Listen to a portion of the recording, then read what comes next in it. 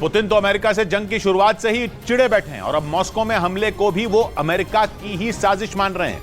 साथ ही उन्हें इस बात का डर भी है कि कहीं फिर वैसा ही हमला ना हो जाए। इसीलिए रूस के मीडिया के मुताबिक क्रेमलिन पर ड्रोन हमले के बाद रूस के कई इलाकों में जीपीएस सिग्नल को जैम कर दिया गया।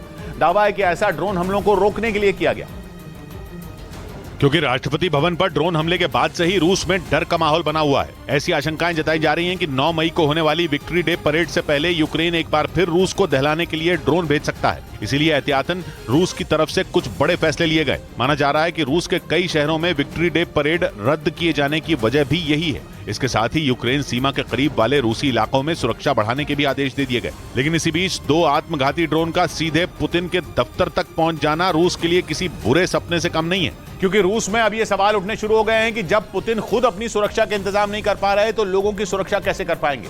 दावा है कि इसीलिए पुतिन अब कोई भी जोखिम उठाने के मूड में नहीं है और इसीलिए उन्होंने ड्रोन हमलों पर नकेल कसने का इंतजाम शुरू कर दिया। सैटेलाइटों को ट्रैक करने वाली जीपीएस जैम नाम की वेबसाइट के मुताबिक क्रेमलिन हमले के बाद रूस ने 15 इलाकों में जीपीएस सिग्नल जैम कर दिए, जिसका असर यह होगा कि इन इलाकों में ड्रोन अगर घुस भी गए तो वो अपना निशाना खोज नहीं पाएंगे, क्योंकि रक्षा विशेषज्ञों के मुताबिक किसी भी ड्रोन को हमले के लिए भेजने से पहले उसका टारगेट तय किया जाता है, जिसमें जीपीएस यानी ग्लोबल पोजिशनिंग सिस्टम की भूमिका सबसे अहम होती है, क्योंकि सही जीपीएस लोकेशन डालने के बाद ही ड्रोन सटीक निशाने पर हमला करता है। ये ठीक वैसे ही काम करता है जैसे आजकल एक जगह से दूसरी जगह पर जाने के लिए ऑनलाइन मैप का इस्तेमाल किया जाता है। दावा है कि सिग्नल जैम करने के बाद मॉस्को और उसके आसपास के कई इलाके जीपीएस से ओझल हो गए। ऐसे में अब वहां जो भी ड्रोन भेजे जाएंगे वो अपने टारगेट को ढूंढ नहीं पाएंगे। लेकिन एक तरफ रूस मॉस्को की सुरक्षा पुख्ता करने में जुटा है तो दूसरी तरफ उसके दूसरे शहरों को निशाना बनाया जा रहा है। रूस के मीडिया ने दावा किया कि यूक्रेन ने एक बार फिर रूस की ऑयल रिफाइनरी पर ड्रोन से हमला कर दिया।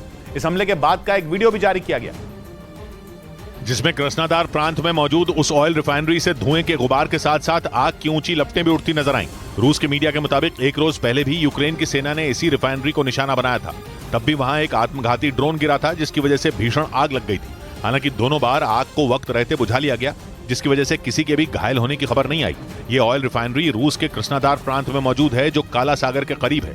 क्राइमिया से भी इसकी दूरी ज्यादा नहीं है और ज़ेलेंस्की लंबे अरसे से क्राइमिया को पुतिन से छीन लेने की चेतावनी देते आए हैं। दावा है कि इसीलिए यूक्रेन की सेना वहां लगातार अपने ड्रोन भेजती रहती है।